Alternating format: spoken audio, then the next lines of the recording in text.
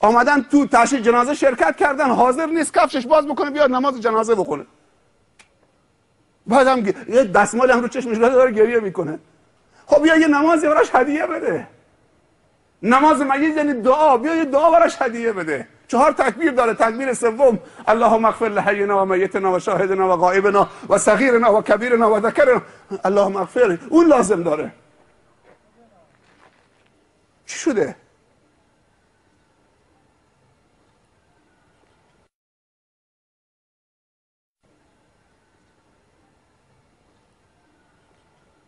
قبلا مردم قبر میکندن، همراه میت میرفتن، طرف مهم نبود که حتما قاموکشش باشه، نوبتی بیل گیر نمی آمد، بعضی با دست.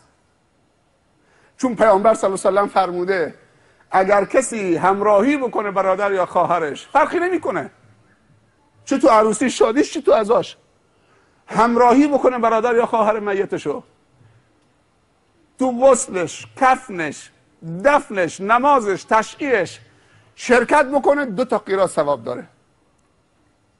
یکی تو نمازش، یکی تو تشییع جنازش، تا سر قبرش، بعد براش هم دعا بکنه. 2 تا قیراط ثواب داره.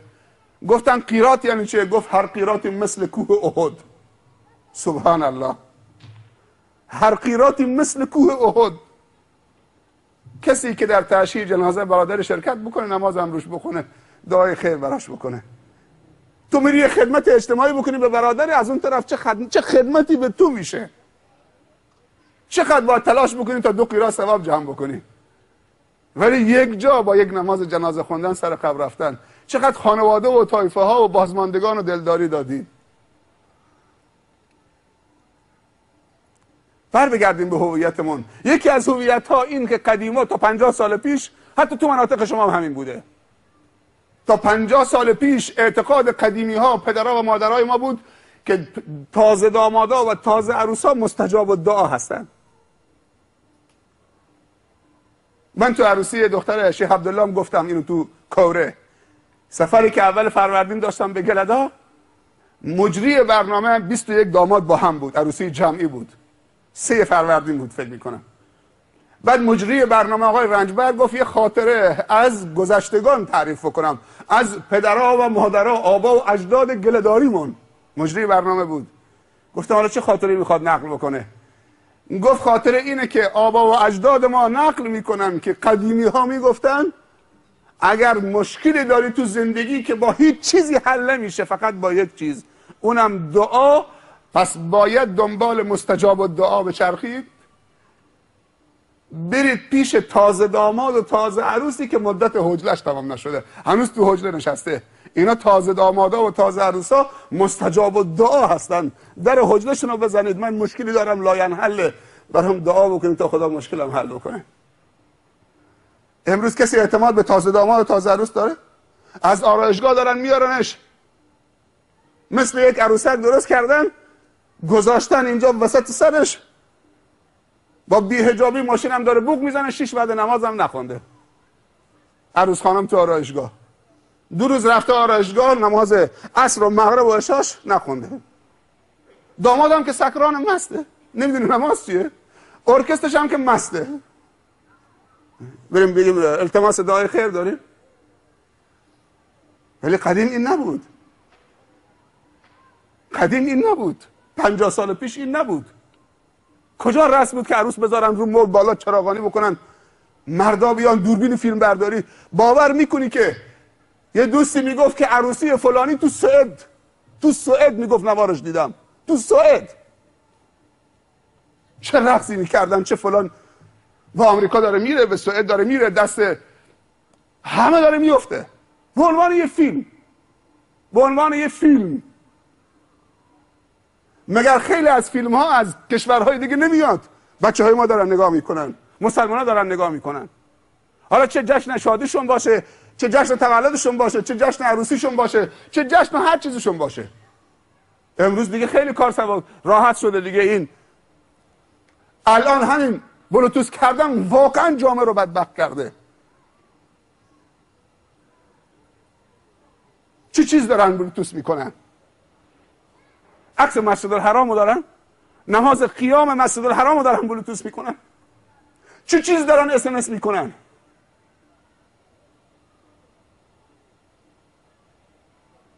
امروز دیگه بچه 7 ساله دستشه، بچه 4 ساله بلده، 5 ساله بلده فیلم برداری بکنه با موبایل. باباش بلد نیست ولی بچه بلده. فاجعه است. میگن عروسی زنانه است، یه پسر بچه 7 ساله تو عروسی زنانه نیست. فکر میکنی مخبر و جاسوس نیست اونجا؟ منظورت چیه؟ موبایل مخبره؟ موبایل یعنی مخبر جاسوس. کدوم عروسی زنانه 2 تا شیرزن میتونن 2 طرف در بیستن؟ ببخشید خواهر، موبایلت بذار تو سبد. موبایل بذار تو سبد یعنی چه؟ یعنی شما دعوت از اصلا این میپذیرن که عروسی زنانه دم در یه بچه 7 ساله، پسر بچه 7 ساله نیست، نوار گذاشتن، نوار ارکستر دارن میرقصن، طرف با نقاب بیرون در اینجا که آمد گفتن عروسی زنانه است. یک پسر بچه 7 ساله 8 ساله نیست، نقابش رو زد بالا، چادرش رو انداخت با همون لباس زیر چادرش، دستارش هم گذاشت بالای سرش، حالا داره میرقصه. اما دست هر دختری و هر خواهری یه موبایله. اکثر موبایل‌ها دوربین داره. اگر دم در گفتن موبایل‌ها جمع، توهینه. اگر گفتن موبایل‌ها بیاد داخل، فاجعه است. وقتی این دختر یا این خانم برمیگرده خونه شب، فیلم رقص اون زنها اول به همسرش نشون میده قبل از خواب. نگاه بکن دخت فلانی چطور چمک شاکه. چمک میدونی چیه؟ چمک رقص. زن فلانی چه لباسی پوشیده، اونم میده برادرش نمیدونم اون یکی دوست برادرش، کم کم از این موبایل به اون موبایل. این از کجا شد؟ این از کجا رفت؟ اصلا فرهنگ ما نیست. این بوق جز فرهنگ ما نیست. زن مستوره، بر ما دخیل کردن. شیخ زیای خدا رحمتش بکنه میگفت اولین باری که تور بهاره آمد تو که زن اهل سنت تور پوشید از اصفهان آمد.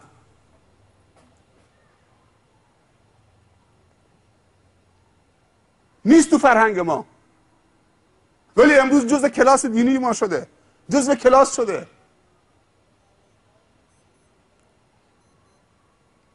جوان میخواد تسلیم بشه، مادر نمیذاره، پدر نمیذاره، همسایه نمیذاره. الان فصل مکتب خونه است. شما بپرسید که علمای شما چه خدماتی برای شما کردن. شما میدونید کمیته ما داریم تحت عنوان کمیته مکتب خانه های جنوب، 3 تا استان، فارس، هرمزگان، بوشهر.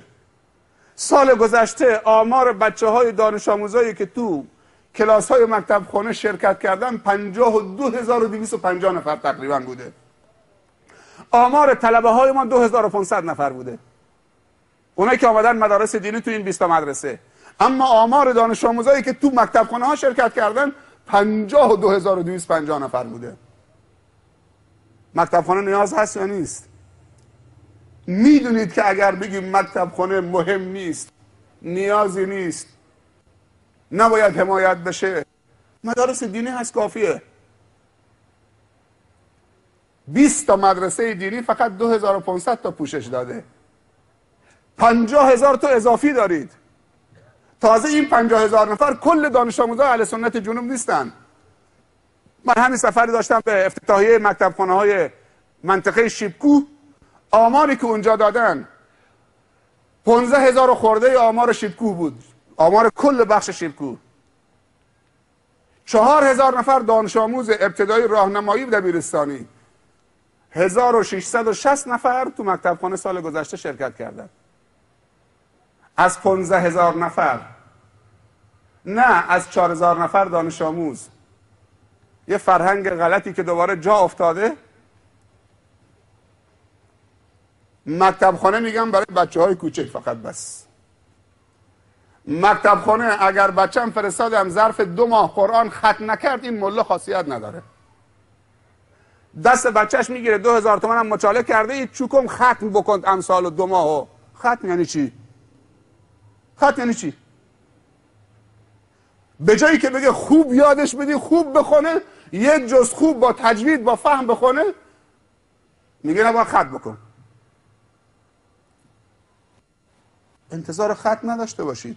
یک جز با تجوید بخونه بهتر از اینکه 100 جز بدون تجوید بخونه. بعد جا افتاده که میگم فقط بچه ابتدایی نهایتش راهنمایی. 720 نفر جمعیت دانش آموزی خود بندر چارکه. 230 نفر از 720 نفر جمعیت دانش آموز تو مکتب خانه سال گذشته شرکت کردن. تصور بکنید تو منطقه شما هم همینه، تو منطقه ما هم همینه، همه جا همینه. با این وجود 52250 نفر رسیده.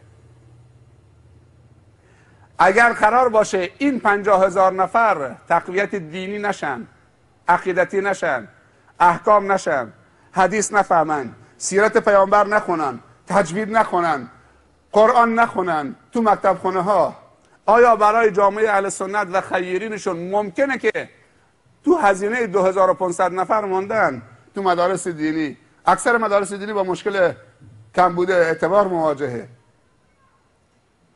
اگر این 50000 نفر بیان به 2000 نفر ملحق بشن چه میشه؟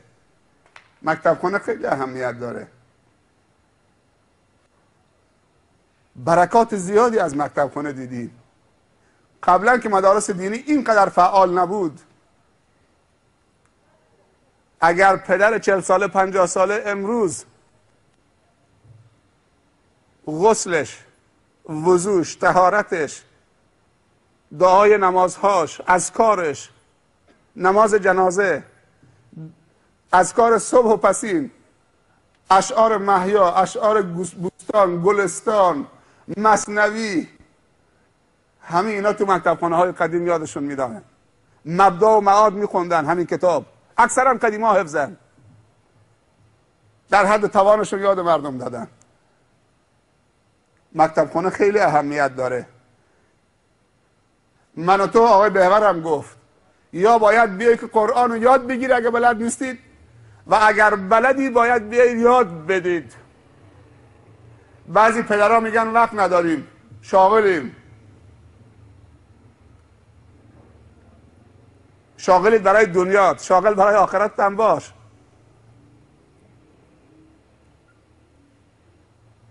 خداوند این امکانات داده. بعضی خیلی موفقن، محظوظن، خوشنصیبن.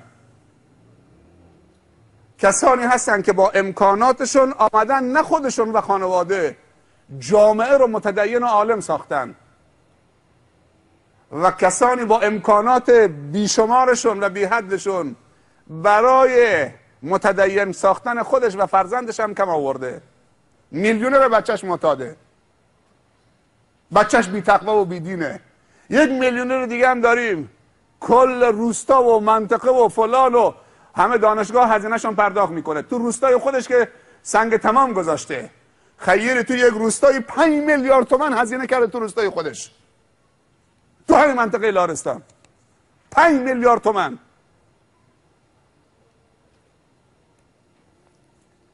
با یه خیری صحبت میکردم، میگفتم اگر شما به اندازه 6000 دانش آموز قرآن بخونه چند سال طول میکشه؟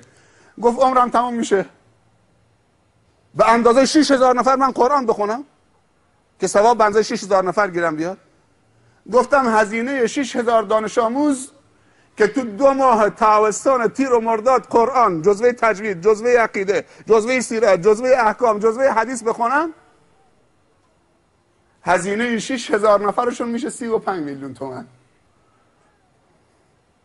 ثواب خودشون کم نمیشه. با 35 میلیون تومان تو ثواب 6000 دانش آموز رو میگیری. خدا بهت داده، مال تو خدا میدونه چقدره. گفت یعنی اینطوریه؟ اینطوریه. باشه حالا فکرم میکنم چی میشه. فکرت میکنی؟ بعضی از دوستان به خاطر یک نماینده 200 میلیون تومان هزینه میکنن برای تبلیغاتش. آقا امری باشه، جایی، کبابی، برنامه‌ای دعوتی، همش با خودم، تبلیغاتش، پوسترش، همه با خودم. میدونی چرا؟ که یک نماینده رای بیاره، بعد مجوز یه مجتمعی براش بگیره، یه شرکتی براش به سر برسونه. ولی نوبت آخرت که رسید 35 میلیون تومان، باشه حالا فکرم میکنم، حسابم میکنم، نکنم چیزی تایی صاف میشه. بعضی موقع وقتی میخوام کمک به کار خیر بکنن میگن حالا این خدمه کلا سرمون رفت تو بازار شهرستانی ها نمیدونم فلان و چک دادیم و برگرد، رفت خودش و جنس و چک همه رفت. حالا باشه اشکال نداره، این 2 میلیون هم به مکتب خونه جهنم ضرر. باور بکنید حالا چشمم میبندم هرچی شد باد آباد یعنی چی؟ جهنم یعنی چی؟ این همه مالم شخص 2 میلیون هم سربارش 5 بالای 50 یعنی چه؟ این 2 میلیون من با هدف میدم که خیر و برکت بیاد تو زندگیم، دین بیاد تو زندگیم، دین تو جامعه پیاده بشه. با هدف میدم. اگر تو ندادی کات استیفنز میده، اگر تو ندادی همین مایکل جاکسون یه روزی، مگر جاردن جاکسون مسلمان نشد؟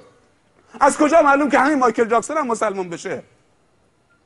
کات استیفنز یکی از مشهورترین خواننده های پاپ انگلیسه، بالاخره سل گرفت، مسیحی بود، دعا کرد خدایا این یک بار تو نجاتم بده از مرگ، من توبه میکنم. دور خوانندگی، دور رقاصی، دور عیاشی، دور مشروب خوری توبه میکنم، دور همه چقدر میکشم. خدا دعاش با سوز دل دعا میکرد، مستجاب کرد، توبه کرد. خدا وقتی میخواد کسی رو هدایت بکنه، یک نفر یک قرآن به زبان انگلیسی ترجمه قرآن بهش داد، از الفش خوند تا چه فاتحه، از فاتحه کتاب تا من الجنة و الناسش خوند، دوباره بار دوم 7 تا ختم قرآن با ترجمهش خوند. دید که یک انقلابی درش ایجاد شد، دیگه طاقت نمیکرد، هر لحظه میخواست بگه اشهد ان لا اله الا الله و اشهد ان محمد رسول الله. و آخرم گفت در قلب لندن الان همین آقا اسمش یوسف اسلامه، در قلب لندن یک مدرسه درست کرده، مدرسه ای که هم درس دولتی و هم درس دنیوی و هم درس اخروی دینی، علوم دینی. استاد از مصر آورده، از سوریه آورده، از سودان آورده، اساتید برجسته آورده، کل هزینه‌اش همین خواننده خودش داره میده. دور خوانندگی هم خط نکشید، دور ابتذال. الان درباره جهاد میخونه. بعد از اسلامش یک سفری رفت به پیشاور، یک شهر مرزی پاکستان، اونجا اردوگاه آوارگان افغانی که در جنگ روس آواره شده بودن و بچه ها رو رفت به دیدار اونها. 2 سال پیش جاردن جاکسون تو بحرین یا کویت وقتی رفت اونجا، شاید برای کنسرت هم رفته بوده، ولی اونجا مسلمان شد. مگر از خانواده مایکل جاکسون نیستن؟ یک سرمایه‌داری دوستی رفت پروش، خانه بزرگی داره 2 طبقه، تابستون که میشه چند تا ویلا تو تهران و شمال و شیراز و همه جا داره، میره کوچ میکنه، 3 ماه تابستون میره به خاطر هواخوری، کل وسایلشو میزنه توی اتاق، در قفل میکنه، بعد کلید خونهش میده دست 2 تا جوان، شب برید بخوابید که دزد نیاد. نمیدونه که کلید دست 2 تا دزد داده. دوستان رفتن پیشش گفتن اتاقا که همه خالیه، آجی هم هست، میلیونر، آجی میلیونر، آجی همین 2 ماه نو خونه در اختیار مکتب خونه کلاس که ما هستی، 2 ماه یه 60 تا بچه ها بیان تو خونه قرآن بخونن، این تنین قرآن تو فضای خونت، اینا برای برکت. خونم که خالیه. میدونی جواب چی داده؟ برگشته به دوستان گفته مکتب خونه؟ نه، 60 تا دانش آموز بیاد تو خونه من؟ نه، حاجی میلیونر. فقط میلیونر تو دلاری و تو درهم و ریالی، یا میلیونر تو حسنات میخوای بشی؟ بعد جوابش این بوده این بچه ها معذرت میخوام گل به روی شما، شاه توالتمو پر میکنن.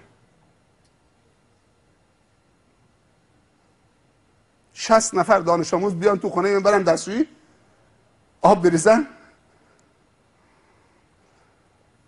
با 20,000 تومن این چاه فاضلاب هست، تانکر میاد آب میکشه. ولی وقتی نظر خدا ازش بر درباره کلام خدا میگه دستشویی پر میشه. داد دست 2 جوان مجرد، کلید رفت، خیالش راحت. فیلم مبتذل تا صبح، مشروب آوردن تو خونه خوردن، قتلم تو همون خونه صورت گرفت.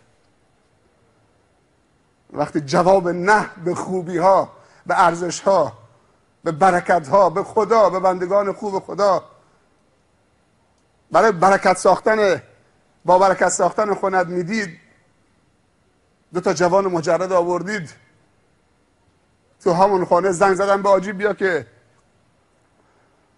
بدبخت شدید.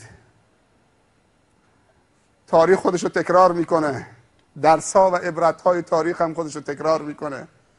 پیامبر، هر پیامبری فریاد میزد تو قومش هل من ناصر ینصرونی، من انصاری الی الله. با وجودی که معجزه هم داشتن، حضرت عیسی گفته، رسول الله صلی الله علیه و سلم در غزوه بدر هم گفت اشیروا علی ایها الناس، به اهل مدینه میگفت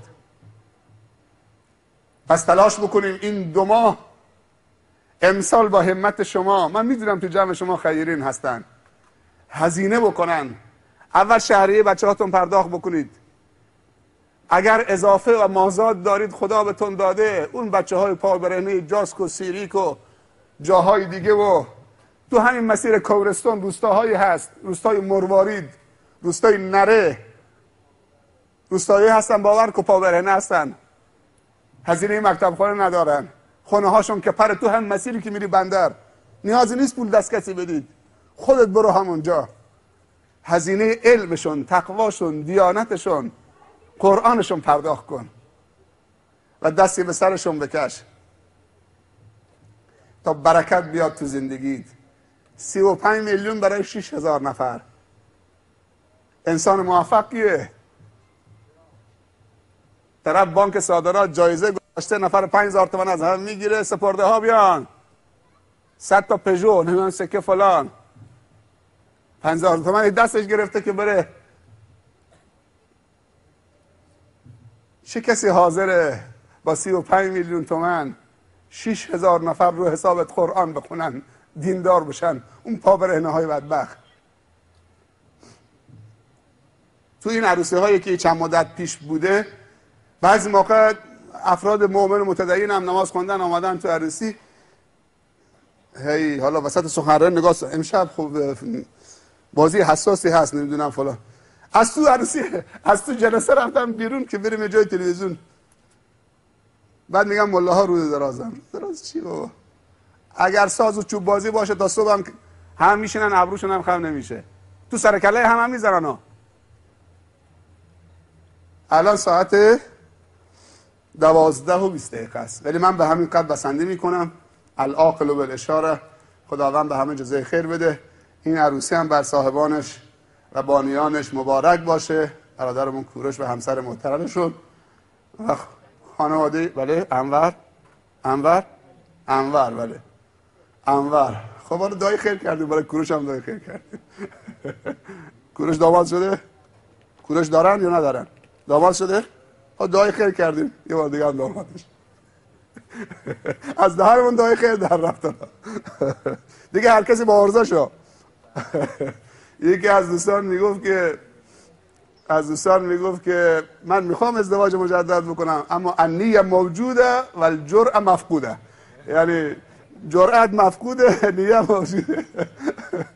حالا دیگه بعض موقع توفیقای اجباری نصیب میشه که یه دعای خیری برای یه نفر بکنیم، ولی انشالله برای همدیگه دعای خیر بکنیم که تو هر برنامه‌ای که براش اقدام میکنید با هدف خوب اقدام بکنید. حالا تو هر برنامه‌ای که انشالله چه حق ضایع نشه و تو ضوابط خودش که موفقیت حاصل بشه.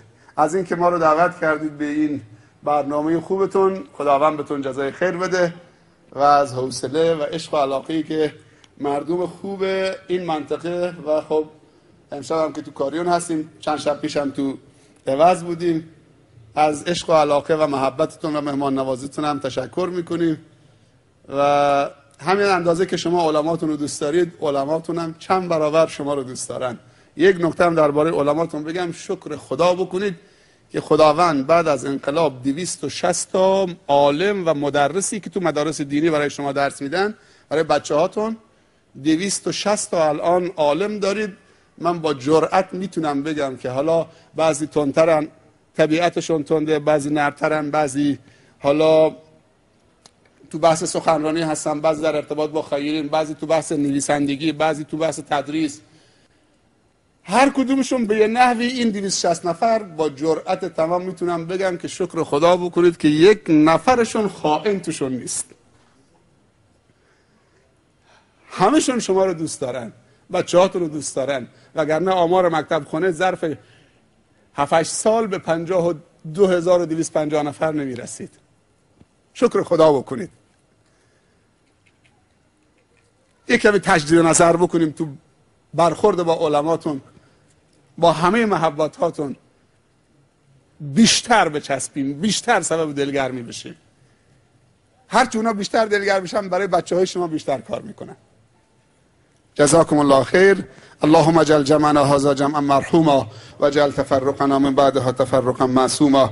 اللهم لا تجعل فينا ولا منا ولا معنا شقيا ولا محروما. ربنا آتنا في الدنيا حسنة وفي الآخرة حسنة وقنا عذاب النار. اللهم آت نفوسنا تقواها زكها أنت خير من زكاها أنت وليها ومولاها. ربنا لا تزغ قلوبنا بعد إذ هديتنا وهب لنا من لدنك رحمة إنك أنت الوهاب. ربنا ظلمنا أنفسنا وإن لم تغفر لنا وترحمنا لنكونن من الخاسرين. نستغفرك اللهم من جميع الذنوب والخطايا ونتوب إليك. سبحان ربك رب العزة يصفون وسلام على المرسلين والحمد لله رب العالمين وصلى الله على سيدنا ونبينا محمد وعلى آله وأصحابه وسلم أجمعين والسلام عليكم ورحمة الله تعالى وبركاته.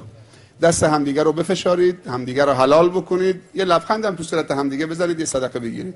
یالا یالا دست هم بگیرید، دست بچهای کوچیک هم بگیرید، دست کوچوله‌ها رو بگیرید، دست بچه‌ها دست هم به سرشون بکشید.